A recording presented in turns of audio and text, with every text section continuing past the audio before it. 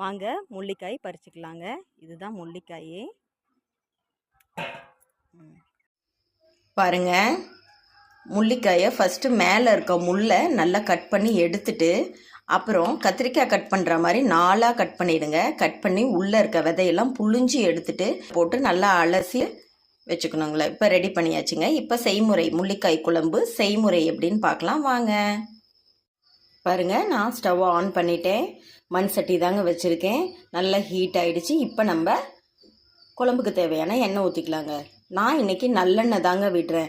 இந்த குழம்பு நீங்கள் நல்லெண்ணெயில் செஞ்சு பாருங்கள், நல்ல டேஸ்ட்டாக இருக்குங்க. இப்போ நல்லா எண்ணெய் ஊற்றியாச்சுங்க. வெந்தயம் சேர்த்துக்கலாங்க. வெந்தயமும் கடுகும் சேர்த்துக்கலாம். எப்போவுமே நம்ம இந்த மாதிரி வத்த குழம்பு, புளிக்குழம்பு இதுக்கெலாம் வெந்தயம் சேர்த்துனோம்னா நல்ல டேஸ்ட் கொடுக்குங்க. இப்போ கடுகு சேர்த்துக்கலாம். வெந்தயம்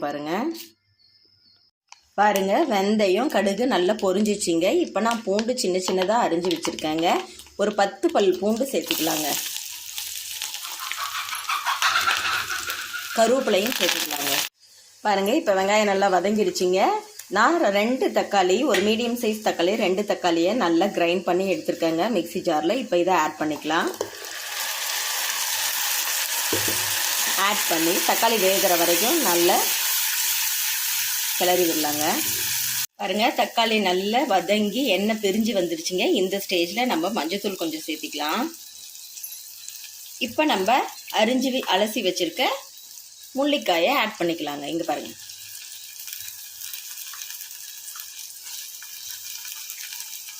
முள்ளிக்காய் உடம்புக்கு ரொம்ப நல்லதுங்க. குழந்தைங்களுக்கு நாள்பட்ட சளி, இரும்பல் எல்லாமே குணமாகுங்க இதை கொடுத்தீங்கன்னா.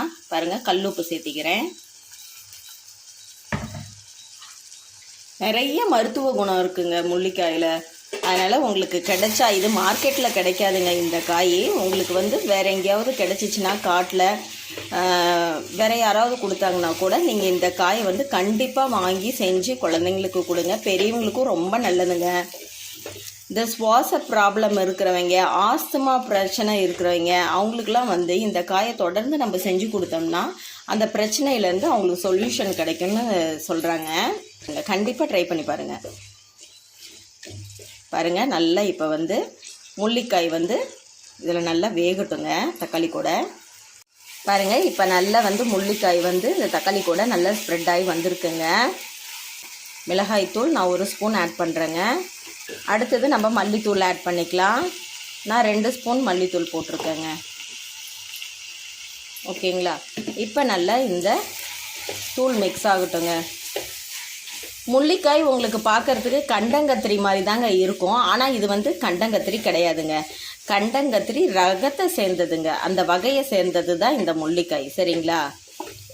கண்டங்கத்திரி உங்களுக்கு இலை, தண்டு, காய் எல்லாமே முள்ளாக இருக்குங்க. ஆனால் முள்ளிக்காய் பார்த்திங்கன்னா இலையில எல்லாம் முள் இருக்காதுங்க. கத்திரி செடி மாதிரி தான் இருக்கும். ஆனால் காயில் நல்ல முள் இருக்குங்க. காம்பு கிட்டையெல்லாம் நிறைய முள் இருக்கும். நான் உங்ககிட்ட காட்டினேன் இல்லைங்களா, அதே மாதிரி தான் இருக்கும். இப்போ நல்லா மிங்கிளாகி வரட்டும். பாருங்கள், நம்ம ஆட் பண்ண தூள் எல்லாம் பச்சை வாசம் போயிடுச்சுங்க. இப்போ ஒரு லெமன் சைஸ் புளி நான் கரைச்சி வச்சுருக்கேன். அதை இது கூட ஆட் பண்ணிக்கலாம். இது பாருங்கள், ஒரு லெமன் சைஸ் புளி சேர்த்துக்கலாம்.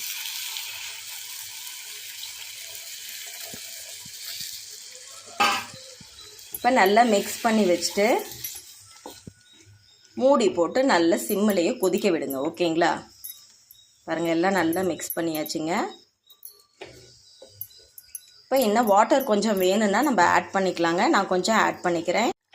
பாருங்கள், நல்லா கொதிச்சு நம்ம போட்ட முள்ளிக்காயெல்லாம் நல்லா வெந்து வந்துருச்சுங்க. இப்போ இந்த ஸ்டேஜில் நான் ஒரு பத்தை தேங்காய் பால் அரைச்சி எடுத்து வச்சுருக்கேன். தேங்காவை அரைக்கல, நான் பால் எடுத்து வச்சுருக்கேங்க. இங்கே பாருங்கள், தேங்காய் பால்.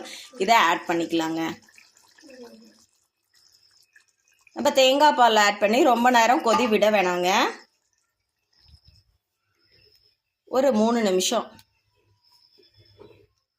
நல்லா கொதித்த பிறகு நம்ம ஃப்ளேம் ஆஃப் பண்ணிடலாம்.